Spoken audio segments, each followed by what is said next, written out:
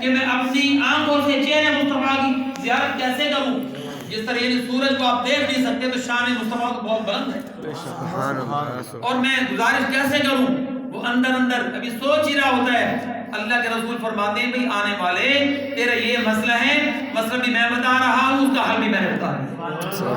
جس کو جو چاہیے، جس کو جو ملا ہے وہ مقدر سے ملا ہے، اللہ کا عرفان اسی گھر سے ملا ہے۔ سبحان اللہ، عرفان کہتے ہیں پہچان کو، معرفت، اللہ کی پہچان در مصطفیٰ سے سب کو ملی۔ سبحان اللہ۔ تو جس کو جو بھی ملا، ہاں گداؤں شہنشاہوں کو ملا ہے، نہ گداؤں سے ملا ہے، جس کو بھی ملا ہے وہ تیرے در سے ملا ہے، اور مجھ کو تو مقدر بھی تیرے در سے ملا۔ سبحان اللہ، سبحان اللہ۔ تو جب اعلان نبوت آپ نے فرمایا نا، ایک بڑا روحانی سونا خوبصورت ایک منظر تھا۔ ہوا یہ تھا کہ میرے نبی صلی اللہ علیہ وآلہ وسلم 3 بڑے کاموں کے اندر مشہور تھے، ویسے ہر کام میں مشہور تھے، کہ اتنا صاف ستھرا، اتنا خوشبودار، اتنا عظیم، اتنے سونے چہرے مبارک والا اور کوئی نہ دیکھا نہ کبھی دیکھ سکیں گے۔ یہ سب کا یہی عقیدہ تھا، بھلے وہ یہودی تھے، بھلے وہ نصرانی تھے، بھلے وہ مشرک تھے، جو بھی جیسے بھی تھے۔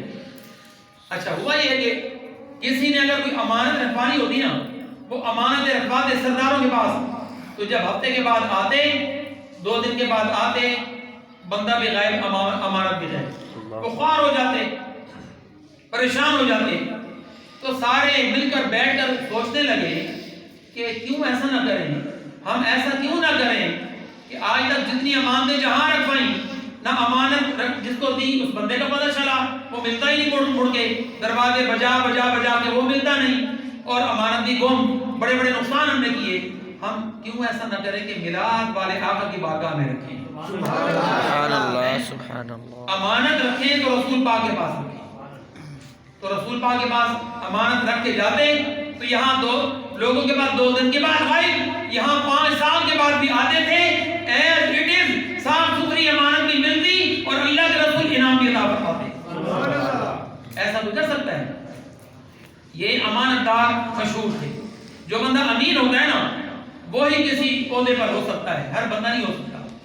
دوسرا، وعدے کے سچے، اتنے سچے کہ لفظ سچ تو ہم کہتے ہیں چھوٹا لفظ، شان مصطفیٰ بہت بلند۔ سبحان اللہ، جتنی شان مصطفیٰ کو بلند لگتی ہے، اتنی بلند آواز سے بولو سبحان اللہ، سبحان اللہ۔ سچے کتنے؟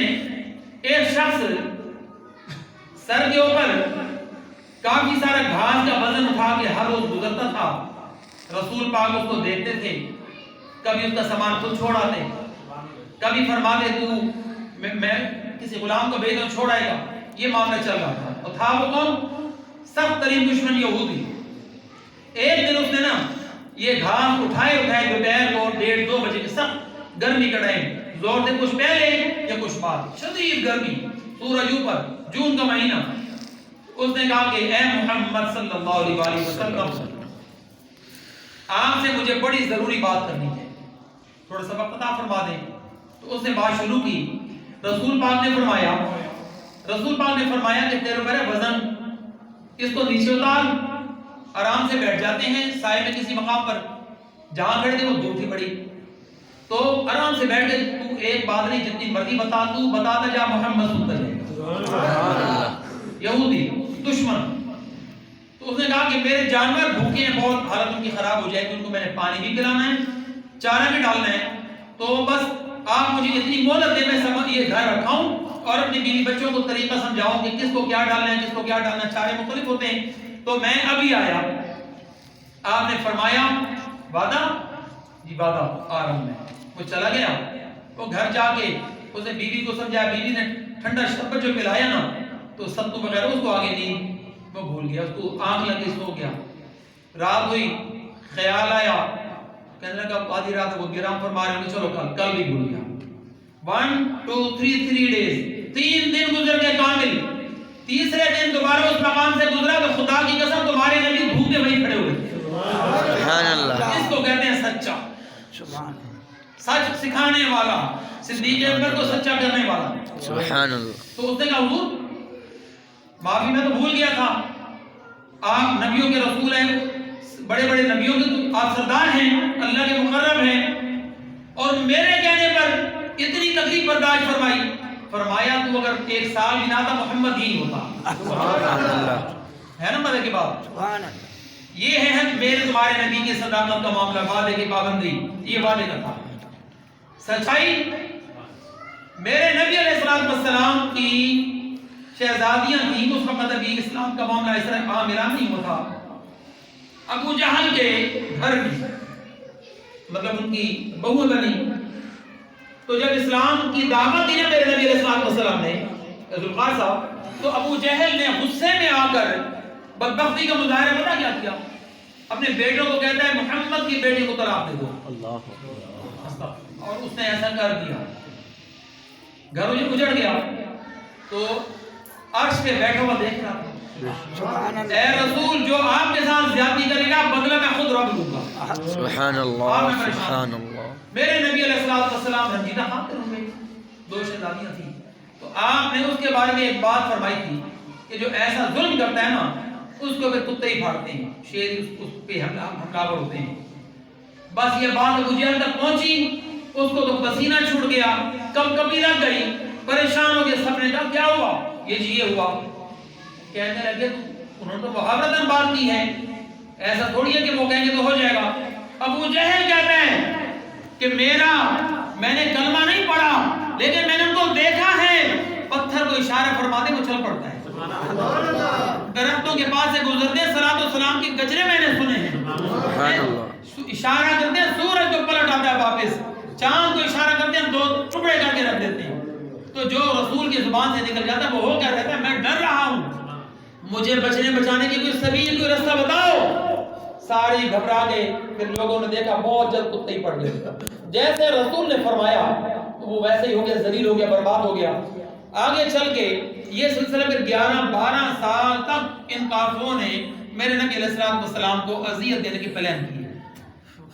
کانٹے بچھائے، کنویں کھودے، اوپر گھاس پوس رکھا کہ یہاں سے گزریں گے، ان کو کیا خبر ہے؟ کہتے تھے ان کو کیا خبر؟ تو کچھ کہتے تھے ان کو خبر ہے، تمہیں خبر نہیں، ان کو خبر ہے. تو وہ نہیں جی ان کو خبر نہیں، وہ گھاس پوس سے گزریں گے، ان کو کیا پتہ نیچے کنواں ہے، گر جائیں گے، اوپر سے نوز باللہ پتھراؤ کر کے شہید کر دیں گے. کائنات کا رب فرماتا تھا فانوس بن کر جس کی حفاظت ہوا کرے وہ شمع کیا مجھے جسے روشن خدا کرے. سبحان اللہ. یہ سما ہوتا تھا. بس منٹ 2 ہے میرے خیال میں. چلیں مزہ آ جائے گا. پھر ایک بات اور آ گئی. یہ حالت کرتے کرتے 11-12 سال گزر گئے. اب ابو جہل اور یہ سارے بدبخت ہر وقت اس بات پر رہتے تھے کہ کوئی صورت بنے کہ محمد عربی صلی اللہ علیہ وسلم کے ساتھ ایسا کریں کہ وہ شہید ہی ہو جائے. نعوذ باللہ. بڑے انہوں نے اپنی طرف سے جتنا کر سکتے تھے کرتے تھے. تو پھر آواز قدرت پتہ کیا آتی تھی؟ راما وچ تیرے کنڈے کافراں وچھائے نے. سبحان اللہ. راما وچ راما وچ تیرے کنڈے کافراں وچھائے نے، پر تیرے منہ چوں نکلی دعا مدینے والیا. سبحان اللہ. سبحان اللہ. وہ پتھر مارنے والوں کو دیتے ہیں دعا اکثر.